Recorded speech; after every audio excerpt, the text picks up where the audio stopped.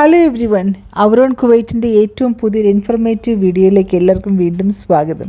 നിങ്ങളുടെ ചോദ്യങ്ങൾക്കും സംശയങ്ങൾക്കും ഉത്തരം പറയുന്നതോടൊപ്പം തന്നെ ചില കാഴ്ചകൾ കൂടെ നിങ്ങളെ കാണിക്കാമെന്നാണ് ഞാൻ വിചാരിക്കുന്നത്. കഴിഞ്ഞ വീഡിയോയിൽ ഞാൻ പറഞ്ഞിരുന്നു ഞങ്ങൾ വഫ്രയിലെ ഒരു ഫാം ഹൗസിലേക്കാണ് പോകുന്നതെന്ന്. അതിൻ്റെ കാഴ്ചകൾ കാണിക്കുന്നതിനോടൊപ്പം തന്നെ നിങ്ങളോട് ചില സംശയങ്ങൾക്കുള്ള മറുപടി കൂടെ പറയാം.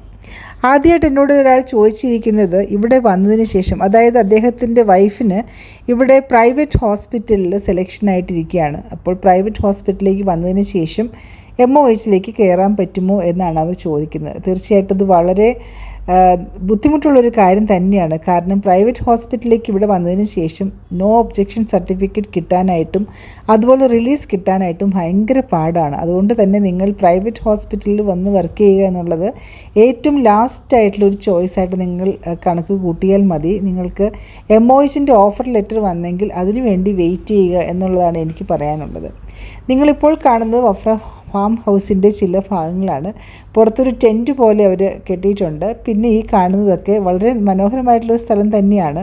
ശാന്തസുന്ദരമായ ഒരു ഏരിയയാണ്. നമ്മൾക്ക് ഈ ഒരു ഇതുപോലൊരു വീട് അല്ലെങ്കിൽ ഒരു ശാല നമ്മൾ എടുക്കണമെങ്കിൽ ഏകദേശം 150 to 160 ആ ഒരു റേഞ്ചിലാണ് ഈ ഒരു 1 നൈറ്റ് നമുക്ക് സ്റ്റേ ചെയ്യണം. 24 hours സ്റ്റേ ചെയ്യാനുള്ള ശാലയുടെ കോസ്റ്റ്.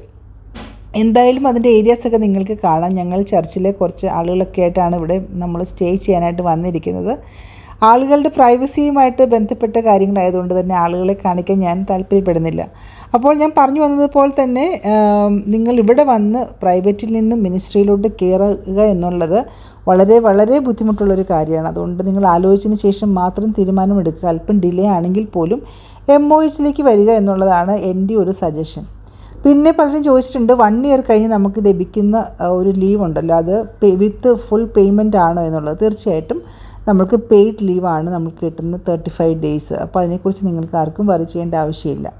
പിന്നെ സിക്ക് ലീവ് എടുത്താൽ നമ്മളുടെ സാലറി കട്ടാകുമോ എന്ന് ചോദിക്കുന്നുണ്ട്. സിക്ക് ലീവ് എടുത്തു കഴിഞ്ഞാൽ നൈറ്റ് ഡ്യൂട്ടി ചെയ്യുന്ന ഡിപ്പാർട്ട്മെൻറ്റുകളിൽ നമ്മൾക്ക് സാലറി കട്ടാകും. ശാലയുടെ ഉള്ളിലേക്ക് കടന്നു കഴിയുമ്പോൾ ഉള്ള ചില കാഴ്ചകളാണ് നിങ്ങൾ കാണുന്നത്. ആദ്യം തന്നെ കിച്ചനാണ്. ഇപ്പോൾ ഇവിടെയൊക്കെ കുവൈറ്റുകൾക്കുള്ള ഒരു ഫാം ഹൗസസാണ് ഇത്. നമ്മളിവിടെ താമസിക്കുന്ന സ്ഥലത്ത് തന്നെ ഇവർ അത്യാവശ്യം പച്ചക്കറികളും കാര്യങ്ങളൊക്കെ അവിടെ ഉണ്ടാക്കിയിട്ടുണ്ടായിരുന്നു. ഇപ്പോൾ കുറച്ച് ദിവസം മഴയായതുകൊണ്ട് തന്നെ അതെല്ലാം പോയിട്ടുണ്ടായിരുന്നു. ഞാൻ നിങ്ങളെ വീണ്ടും അത് കാണിക്കുന്നതായിരിക്കും. എന്തായാലും കിച്ചനാണ് നിങ്ങളിപ്പോൾ കണ്ടത്. ഇവിടെ 3-4 റൂംസൊക്കെ ഉള്ള, അങ്ങനെ മിക്കവാറും നല്ലൊരു ക്ലൈമറ്റുള്ള സമയത്ത് ഇവിടെ പ്രവാസികളായിട്ട് താമസിക്കുന്ന ആളുകൾ ഇങ്ങനെയൊക്കെ ഒരു ദിവസം നൈറ്റിലൊക്കെ വന്ന് സ്റ്റേ ചെയ്യാൻ അവർ ശ്രമിക്കാറുണ്ട്. പിന്നെ മെഡിക്കൽ വാർഡ്സ് ഇപ്പോൾ ഏത് ഗ്രേഡാണ് എന്നുള്ളത്. മെഡിക്കൽ വാർഡ്സ് ഇതുവരെയും B ഗ്രേഡ് ആയിരുന്നു. പക്ഷേ ഇപ്പോൾ കിട്ടുന്ന ന്യൂസ് അത് A ഗ്രേഡ് ആക്കി മാറ്റി എന്നുള്ളതാണ്. അതുകൊണ്ട് തന്നെ A ഗ്രേഡിൽ കിട്ടുന്ന അലവൻസസ് നിങ്ങൾക്ക് കിട്ടും. അതുപോലെ തന്നെ ചോദിച്ചിട്ടുണ്ട് NICU ആണെന്ന് തോന്നുന്നു, ഇത് ഏത് ഗ്രേഡാണ് എന്നുള്ളത്. അത് A ഗ്രേഡാണ്. എല്ലാ ICUസും A ഗ്രേഡാണ്. എമർജൻസി, അങ്ങനെ OT ഇതെല്ലാം A ഗ്രേഡാണ്. അതുകൊണ്ട് അതിനെക്കുറിച്ച് നിങ്ങൾ വിഷമിക്കേണ്ട. പിന്നെ റിസ്ക് അലവൻസ് എന്നുള്ളതാണ് വ്യത്യാസം വരുന്നത്. റിസ്ക് അലവൻസ് ചിലപ്പോൾ ചില ഹോസ്പിറ്റലിൽ 35 KD ഉള്ളൂ, ചിലർക്ക് 2 അലവൻസ് ഉണ്ടായിരിക്കും, ചില ഡിപ്പാർട്ട്മെൻറ്റ്സിൽ 3 അലവൻസ് ഉണ്ടായിരിക്കും. അപ്പോൾ തന്നെ അതിൻ്റെ ഡിഫറൻസ് നിങ്ങൾക്ക് മനസ്സിലാക്കാൻ പറ്റും. പിന്നെ അതുപോലെ തന്നെ ചിൽഡ്രൻ എഡ്യൂക്കേഷൻ, അവർക്ക് എത്ര ഫീസും കാര്യങ്ങളൊക്കെയാണ്, അത് ഒരുപാട് പൈസ ആകുമോ എന്നുള്ളതൊക്കെയാണ്. മറ്റ് രാജ്യങ്ങളിൽ നിന്ന് ഇങ്ങോട്ട് വരുന്ന ആളുകളാണ് ഈ ചോദ്യങ്ങൾ ചോദിക്കുന്നത്. ഇപ്പോൾ നിങ്ങൾ കാണുന്ന ഇവിടെയുള്ള റൂമുകളൊക്കെയാണ് കേട്ടോ. അപ്പോൾ ഇവിടെ ഞങ്ങളൊരു കുറേ 10-30 പേരുണ്ടായിരുന്നു, 35 പേരുണ്ടായിരുന്നു ഏകദേശം.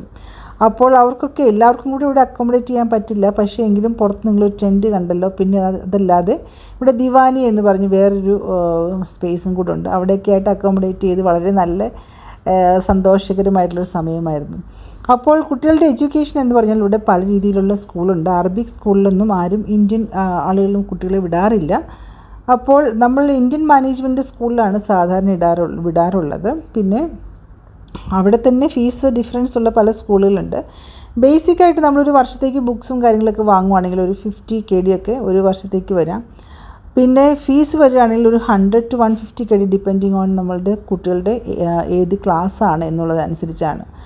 അപ്പോൾ അതനുസരിച്ച് സ്കൂളിലെ ചിലവ് അങ്ങനെയാണ് വരുന്നത്. അതുപോലെ ട്രാൻസ്പോർട്ടേഷൻ ഫീസ്, നമ്മൾ ഒത്തിരി ദൂരെയാണ് കുട്ടികൾ താമസിക്കുന്നതെങ്കിൽ ഒരു പക്ഷേ ഒരു 30 KD ഒക്കെ ഒരു പെർ മന്ത് നമുക്ക് ട്രാൻസ്പോർട്ടേഷൻ ഫീ വരാൻ സാധ്യതയുണ്ട്. പക്ഷേ മിക്കവാറും ആളുകൾ സ്കൂളുകളുടെ അടുത്തൊക്കെ തന്നെയായിരിക്കും അക്കോമഡേഷൻ എടുക്കാറ്. അപ്പോൾ വാക്കിംഗ് ഡിസ്റ്റൻസിൽ പോകാൻ പറ്റുന്ന സ്കൂളുകൾ ഇവിടെ ഉണ്ട്. അപ്പോൾ അങ്ങനെയാണ് അതിൻ്റെ ഒരു ചിലവും കാര്യങ്ങളും വരുന്നത്. ഏകദേശം നൈറ്റിൽ ഞങ്ങൾ ഗ്രില്ലൊക്കെ ചെയ്യുന്ന ഒരു കാഴ്ചയാണ് നിങ്ങൾ കാണുന്നത്. നമ്മളുടെ ഔട്ടിങ്ങിൻ്റെയൊക്കെ ഏറ്റവും ഇൻട്രസ്റ്റിംഗ് ആയിട്ടുള്ളൊരു ഭാഗം എന്ന് പറയുന്നത് ഈ ബാർബിക്യൂ, ഗ്രില്ലിങ് അല്ലെങ്കിൽ അങ്ങനത്തെ കാര്യങ്ങളൊക്കെയാണ്. എല്ലാവരും നന്നായിട്ട് എൻജോയ് ചെയ്യുന്നുണ്ട്. ഇനി അടുത്ത യൂണിഫോമിൻ്റെ കാര്യമാണ് പലരും ചോദിച്ചിട്ടുള്ളത്. യൂണിഫോം വൈറ്റ് കളറാണോ? ഞാൻ പല വീഡിയോയിലും പറഞ്ഞിട്ടുള്ള പോലെ തന്നെ വൈറ്റ് കളർ തന്നെയാണ്. നിങ്ങൾ ഏറ്റവും മിനിമം ഒരു 2 സെറ്റ് യൂണിഫോം കൊണ്ടുവരുന്നതാണ് നല്ലത്. ഒരു സെറ്റ് യൂണിഫോം കൊണ്ടുവന്നു കഴിഞ്ഞാൽ നിങ്ങൾക്ക് ഡെയിലി ഡ്യൂട്ടിക്ക് പോകാനായിട്ട് അടുത്ത യൂണിഫോം സ്റ്റിച്ച് ചെയ്യുന്നവരെ ഒരു പക്ഷേ സമയം കിട്ടിയെന്നിരിക്കില്ല. അതുകൊണ്ട് തന്നെ 2 സെറ്റ് യൂണിഫോം കൊണ്ടുവരുന്നതാണ് എപ്പോഴും നല്ലത്. പിന്നെ പ്രോമെട്രിക് എക്സാമിൻ്റെ കാര്യം പലരും ചോദിക്കുന്നുണ്ട്. MOH എക്സാം കേരളത്തിൽ നിന്ന് നമ്മൾ എഴുതണോ എന്നുള്ളത്. MOH എക്സാം ഇപ്പോൾ ഓൺലൈനിലാണ് നമ്മൾ ഇൻ്റർവ്യൂസും കാര്യങ്ങളും നടക്കുന്നുള്ളത് കൊണ്ട് തന്നെ MOH എക്സാം കേരളത്തിൽ നിന്ന് എഴുതേണ്ട ഒരു ആവശ്യവുമില്ല. ഇവിടെ വന്നതിന് ശേഷം SDUക്കാർ നടത്തുന്ന ഒരു എക്സാമാണ് നമ്മൾ എഴുതേണ്ടത്. ഇന്ത്യയിൽ നിന്നും അല്ലെങ്കിൽ കേരളത്തിൽ നമ്മൾ എഴുതുന്ന പ്രോമെട്രിക് എക്സാം ഇപ്പോൾ പ്രൈവറ്റ് ഹോസ്പിറ്റലിൽ വർക്ക് ചെയ്യാനായിട്ടാണ് മെയിനായിട്ടും വേണ്ടത്. പിറ്റേ ദിവസം രാവിലെ ഉള്ള ഒരു വീഡിയോ ആണ് നിങ്ങൾ കാണുന്നത്. അതിമനോഹരമായിട്ടുള്ള കാഴ്ചയാണ്. കോഴിയും താറാവും ഒക്കെ ഉള്ള ഒരു സ്ഥലമായിരുന്നു ഞങ്ങൾ പോയ ഒരു ഫാം ഹൗസ്. നമ്മൾക്ക് നാട്ടിൽ നിന്നൊക്കെ വരുമ്പോൾ, പ്രത്യേകിച്ച് വില്ലേജിലൊക്കെ ജനിച്ചു വളർന്ന ആളുകൾക്ക് ഇങ്ങനെയൊക്കെ വന്ന് താമസിക്കുന്നത് ഭയങ്കര സന്തോഷം നൽകുന്നൊരു കാര്യമാണ്. സിറ്റി ലൈഫിൽ നിന്നും വളരെ മാറിയാണ് നമ്മളിപ്പോൾ ഇങ്ങനെയൊരു സ്ഥലത്ത് താമസിക്കുന്നത്. വളരെ ഇൻട്രസ്റ്റിംഗ് ആയിട്ടുള്ളൊരു എക്സ്പീരിയൻസ് ആയിരുന്നു. ഇവിടെ യൂക്കാലിയുടെ മരങ്ങളാണ് നിങ്ങൾ ചുറ്റും കാണുന്നത്. പിന്നെ യൂണിഫോമിൻ്റെ കളർ ഞാൻ പറഞ്ഞല്ലോ, വൈറ്റ് ആൻഡ് വൈറ്റ് ആണ് എന്നുള്ളത്. മിനിമം എക്സ്പീരിയൻസ് എത്ര വേണം എന്നുള്ളത് എൻ്റെ എല്ലാ വീഡിയോയിലും എല്ലാവരും ആരെങ്കിലും ഒരാളെങ്കിലും ചോദിച്ചിരിക്കും. മിനിമം 2 years എക്സ്പീരിയൻസ് ആണ് അവർ പ്രിഫർ ചെയ്യുന്നത്. BSc നഴ്സസിന് അവർ 1 year ആളുകളെയും എടുക്കുന്നുണ്ട് എന്നാണ് കേട്ടത്. എനിക്ക് പരിചയമുള്ള ആരെയും അങ്ങനെ എടുത്തിട്ടില്ല. കുറച്ച് വർഷങ്ങൾക്ക് മുൻപ് വരെ കുവൈറ്റിൽ BScക്കാരെ മാത്രമേ എടുക്കുന്ന ഒരു സാഹചര്യം ഉണ്ടായിരുന്നു. അതിനും വർഷങ്ങൾക്ക് മുൻപ് വരെ GNMക്കാരെ എടുക്കുമായിരുന്നു. ഇടയ്ക്ക് BScക്കാരെ മാത്രമാണ് അവർ സെലക്ട് ചെയ്തിരുന്നത്. പക്ഷേ ഇപ്പോൾ GNMക്കാർക്കും അപ്ലൈ ചെയ്യാം. അങ്ങനെയുള്ളവർ ഇവിടെ വന്നിട്ടുണ്ട്. അതുപോലെ തന്നെ CCU ആണ് ഏത് ഡിപ്പാർട്ട്മെൻറ്റിൽ ക്രിട്ടിക്കൽ അലവൻസ് കിട്ടുമോ എന്നുള്ളതാണ്. തീർച്ചയായിട്ടും ക്രിട്ടിക്കൽ ഏരിയയുടെ അലവൻസ് CCUവിൽ കിട്ടും. പിന്നെ ലോക്കൽ റിക്രൂട്ട്മെൻറ്റ് ഇപ്പോൾ ഉണ്ടോ എന്നുള്ളതിനെക്കുറിച്ച് ചോദിച്ചിട്ടുണ്ട്. ലോക്കൽ റിക്രൂട്ട്മെൻറ്റ് നടക്കുന്നുണ്ട് ഇപ്പോൾ. എനിക്കറിയാവുന്ന കുറച്ച് ആളുകളുടെ ഇൻ്റർവ്യൂസ് എല്ലാം കഴിഞ്ഞിട്ടുണ്ട്. അവരുടെ റിപ്ലൈ ഒന്നും വന്നിട്ടില്ല. അങ്ങനെയാണ് ലോക്കൽ റിക്രൂട്ട്മെൻറ്റ് കാര്യങ്ങൾ നടക്കുന്നത്. പിന്നെ ചോദിച്ചിട്ടുള്ളത് ഗ്രേഡിംഗ് സർട്ടിഫിക്കറ്റിൽ ഗുഡ് ഓർ വെരി ഗുഡ് അങ്ങനത്തെ നമ്മളുടെ ഒരു സ്റ്റാറ്റസ് എഴുതുന്നത് മാൻഡേറ്ററി ആണ്. തീർച്ചയായിട്ടും നമ്മൾ ഏത് ഗ്രേഡിലാണ് നമ്മളുള്ളത് എന്നുള്ളത് എഴുതേണ്ടത് മാൻഡേറ്ററി ആണ്. അതിനാണ് ഗ്രേഡിംഗ് സർട്ടിഫിക്കറ്റ് അവർ ചോദിക്കുന്നത്. അതുകൊണ്ട് തന്നെ ആ ഒരു കാര്യം മെൻഷൻ ചെയ്യേണ്ടത് അത്യാവശ്യമാണ്. അതുകൊണ്ട് തന്നെ നിങ്ങളുടെ സെലക്ഷൻ ക്യാൻസലായി പോവുകയില്ല. ആവറേജോ ബിലോ ആവറേജ് ആയതുകൊണ്ട് തന്നെ നിങ്ങൾക്കൊരു പക്ഷേ പോസ്റ്റിങ്ങിൽ ഡിഫറൻസ് വന്നേക്കാം. അതിനെക്കുറിച്ചും ഉറപ്പൊന്നുമില്ല. ഫാമിലി വിസ ഫീമെയിൽ നഴ്സസിന് നിലവിൽ ഇപ്പോൾ ഇതുവരെയും തുറന്നിട്ടില്ല. നമുക്ക് പറയാൻ പറ്റില്ല എന്തെങ്കിലും തുറക്കാൻ പറ്റുമോ ഇല്ലയോ എന്നുള്ളത്. അതുകൊണ്ട് ഫാമിലി വിസ ഇതുവരെ ഓപ്പൺ ആക്കിയിട്ടില്ല ഫീമെയിൽ നഴ്സസിന്. അതുപോലെ കുറേ പേര് എന്നോട് ചോദിച്ചിട്ടുണ്ട് ഡ്രൈവിംഗ് ലൈസൻസ് മറ്റു രാജ്യങ്ങളിൽ നിന്ന് ഇവിടെ GCC കൺട്രിയിൽ വർക്ക് ചെയ്യുന്ന അല്ലെങ്കിൽ അവിടെ വാലിഡ് ആയിട്ടുള്ള ഡ്രൈവിംഗ് ലൈസൻസ് ഉള്ള ഒരാൾക്ക് കുവൈറ്റിൽ വന്ന് ഡ്രൈവ് ചെയ്യാൻ പറ്റുമോ എന്നുള്ളത്. തീർച്ചയായിട്ടും നിങ്ങൾക്ക് ഡ്രൈവിംഗ് ലൈസൻസ് ഇങ്ങോട്ട് ട്രാൻസ്ഫർ ചെയ്യാൻ പറ്റും. പക്ഷേ ഇവിടെ വന്നതിന് ശേഷം ഇവിടെ ഒരു ഓഫീസുണ്ട്. ഇവിടെ ഡ്രൈവിംഗ് ടെസ്റ്റ് ചെയ്തതിൻ്റെ ആവശ്യമില്ല. പക്ഷേ ഇവിടെ ഡ്രൈവിംഗ് ലൈസൻസ് ഇഷ്യൂ ചെയ്യുന്നതിനായിട്ട് ചില ക്രൈറ്റീരിയാസ് ഉണ്ട്. ഗ്രാജുവേറ്റ് ആയിരിക്കണം, അങ്ങനെ ചില ക്രൈറ്റീരിയാസൊക്കെ നിങ്ങൾ മീറ്റ് ചെയ്യുകയാണെങ്കിൽ ഡ്രൈവിംഗ് ടെസ്റ്റ് ചെയ്തതിൻ്റെ ആവശ്യമില്ല. പക്ഷേ ഇവിടെ ഒരു ഓഫീസിൽ പോയി ചില പേപ്പർ വർക്കെല്ലാം നടത്തിയതിന് ശേഷം നിങ്ങൾക്ക് ഇവിടെ ഡ്രൈവ് ചെയ്യാൻ പറ്റും എന്നുള്ളതാണ് ഞാൻ അന്വേഷിച്ചപ്പോൾ എനിക്ക് അറിയാൻ കഴിഞ്ഞത്. പിന്നെ കുറച്ച് പേര് ചോദിച്ചിട്ടുള്ള അവരുടെ മെയിൻ കൺസേൺ ആണ് എയർപോർട്ടിൽ എന്തെങ്കിലും ഇങ്ങോട്ട് കയറി വരുമ്പോൾ ഇമിഗ്രേഷൻ്റെ സ്ഥലങ്ങളിൽ ഇഷ്യൂ വരുമോ എന്നുള്ളത്.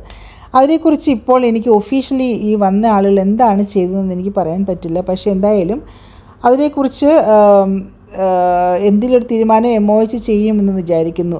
നിങ്ങളിപ്പോൾ കാണുന്നത് ദീവാനി എന്ന് പറയുന്ന ഒരു ഏരിയ ആണ്. അതായത് ഇവിടെ ആളുകൾ വർത്തമാനം പറഞ്ഞൊക്കെ ഇരിക്കാനായിട്ട് അവർ സെറ്റ് ചെയ്തിരിക്കുന്ന ഒരു ഏരിയ ആണ്. വളരെ മനോഹരമായിട്ടുള്ള ഒരു സ്ഥലം തന്നെയാണ്. ഇവിടെയും നമ്മൾക്ക് നമ്മളുടെ മെയിനായിട്ടുള്ള ആക്ടിവിറ്റീസൊക്കെ നടത്താനായിട്ട് ഇവിടെ പറ്റും. പുറത്താണെങ്കിൽ ഇതെല്ലാം ആർട്ടിഫിഷ്യൽ ഗ്രാസ് ആണ് വെച്ചിരിക്കുന്നത്. ഇതെല്ലാം നോക്കി നടത്താനൊക്കെ ആയിട്ട് മലയാളികളായിട്ടുള്ള ആളുകളുണ്ട് ഒരുപാട്. ഇവിടെ നോക്കാനും നമ്മൾക്ക് കോണ്ടാക്റ്റ് ചെയ്യാനൊക്കെ വളരെ മനോഹരമായിട്ടുള്ളൊരു സ്റ്റേ ആയിരുന്നു ഞങ്ങൾക്ക്. ഒരു 24 hours 6 PM to next day 6 PM വരെ നമ്മൾക്ക് സ്പെൻഡ് ചെയ്യാൻ പറ്റി. എന്തായാലും നിങ്ങൾക്കും ആ ഒരു ഏരിയ ഒക്കെ ഇഷ്ടപ്പെട്ടെന്ന് വിചാരിക്കുന്നു. കുവൈറ്റിലുള്ളവർ ഈ ഒരു ഏരിയയിൽ പോകുന്നത് വളരെ നല്ലതായിരിക്കും.